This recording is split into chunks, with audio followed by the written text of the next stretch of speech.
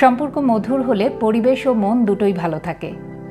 এ কারণে সম্পর্কের যত্ন নিতে জানতে হয়। আর এই যত্নের জন্য প্রয়োজন হয় সুস্থ ও পরিচ্ছন্ন মানসিকতা। সামাজিক কিছু সম্পর্কের টানাপোড়েন অনেক বেশি, যেমন বউ শাশুড়ির সম্পর্ক।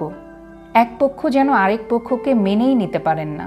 নারী বলেই কি অন্য নারীর প্রতি এরকম বিরূপ মনোভাব, নাকি ছেলে হাতছাড়া হওয়ার অজানা একটা ভয়? আজ যিনি শাশুড়ি তিনিও তো একটা সময় বউ ছিলেন, এবং যিনি আজ বউ তিনিও ভবিষ্যতে হয়তো শাশুড়ি হবেন। অনেক সময় আমরা শুনে থাকি ভালো শাশুড়ি ভালো বউ পায় না, এবং এর উল্টো চিত্রও দেখা যায়।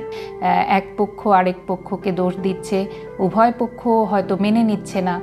এ কারণেই হয়তো সম্পর্কের জটিলতাগুলো তৈরি হচ্ছে। আবার অনেকে মনে করেন যে শাশুড়ি তিনি তো আমাকে জন্ম দেননি, তাহলে তিনি আমার মা হবেন কি করে? কিছু সম্পর্ক তৈরি করতে পারলে নিয়মের বাইরেও সেটা উদাহরণ হয়ে থাকে।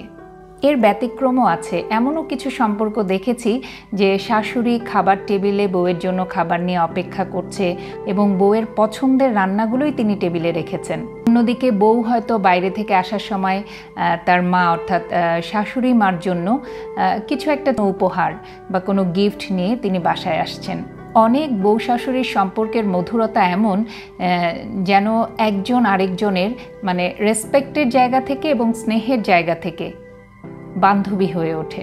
একজনকে ছাড়া যেন আরেকজনের চলেই না।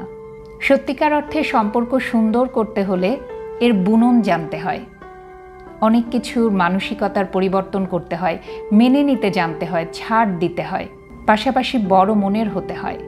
উভয় পক্ষের মধ্যে যখন এরকম মানসিকতা বিরাজ করে তখনই সম্পর্কগুলো মধুর থেকে মধুরতর হয়ে ওঠে। সম্পর্ক মধুর করতে খুব বেশি কষ্ট কিন্তু করতে হয় না। শুধুমাত্র উভয়ই যদি উভয়কে কিছুটা বোঝে, কিছুটা ছাড় দেয়, তাহলেই কিন্তু সম্পর্ক মধুর হয়। যেমন ছেলের বউদেরও উচিত শাশুড়ি যেহেতু মায়ের সমান, শাশুড়িকে একেবারে মায়ের মতোই সম্মান আর মর্যাদাটা দেওয়ার চেষ্টাটা অন্তত করা, তাকে একটু বুঝে চলা। আবার একইভাবে একজন শাশুড়িরও উচিত ছেলের বউ যেহেতু একটা পরিবার ছেড়ে তার পরিবারে আসে, নিজের আপনজনকে রেখে, বাবা মা ভাই বোন একটা পরিচিত গণ্ডি রেখে তার কাছে আসে, সেই শাশুড়িরও উচিত মেয়েটাকে একেবারেই নিজের মতো করে, নিজের মেয়ের মতো করে আগলে রাখা, তাকে বোঝার অন্তত চেষ্টাটা করা। উভয়ে যদি উভয়কে বোঝার চেষ্টা করে তাহলেই সম্পর্ক অনেক মধুর হয়। সম্পর্কে কখনোই কোনো বিরূপ মনোভাব কারো মাঝেই আসবে না।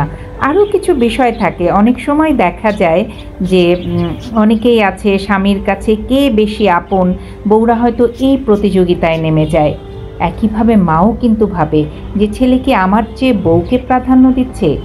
এই মানসিক কথাগুলো থেকে যদি আমরা বেরিয়ে আসতে পারি তাহলে কারো মাঝেই কোনো দ্বন্দ্ব থাকবে না। আসলে মা মায়ের জায়গায়, বউ বউয়ের জায়গায়, যে যার জায়গায় তার জায়গাটা আসলে কেউ নিতে পারে না। তার জায়গাটা, তার নিজের সম্মানটা রাখার জন্য নিজের মতো করে কাজ করে যেতে হয়। ভালো থাকবেন সবাই। আবারও নতুন কোনো বিষয় নিয়ে খুব দ্রুত ফিরে আসবো। চোখ রাখবেন ফিয়াদা টকারে।